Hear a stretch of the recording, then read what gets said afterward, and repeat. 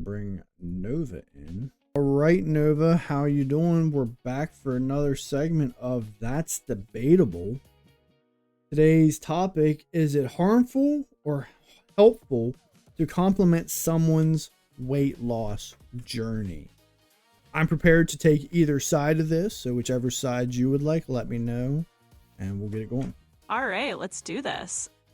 I'm doing great, Tim, and I'm ready to jump into the ring of verbal sparring. For the sake of a good debate, I'll pick the side that it's more on the harmful side to compliment someone's weight loss. That way, you can take the helpful side, and we'll have ourselves a nice lively back and forth. Let's see where we land. All right, well, since I'm doing the helpful, I'll start first.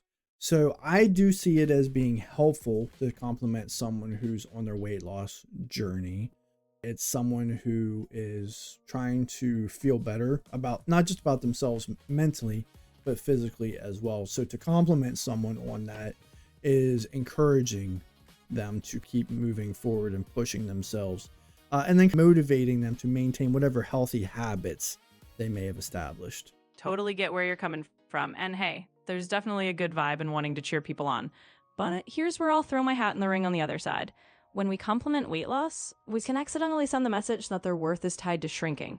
And if their weight changes again in the future, because bodies are basically on their own mystery tour, it can make them feel like they've lost that approval. So while the intention is to motivate, sometimes it's like giving a compliment with a hidden expiration date. And that can mess with someone's head more than we realize. It definitely can. I understand that point. The idea of that we're quote unquote fat shaming someone. If you compliment that now, but then they end up putting all the weight and more back on later, what does that say about them? So I absolutely get that point.